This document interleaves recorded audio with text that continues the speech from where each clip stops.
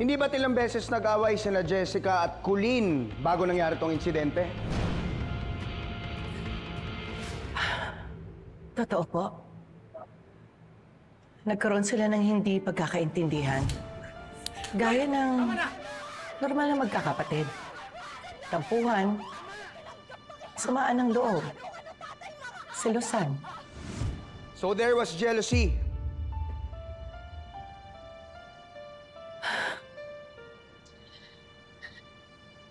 Yes. Sa pagmamahal at atensyon ng tatay nila. Pero sinubukan namin na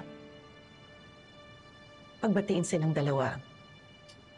Pero gaya ho ng ordinaryong teenager, hindi ho namin sila mapilit.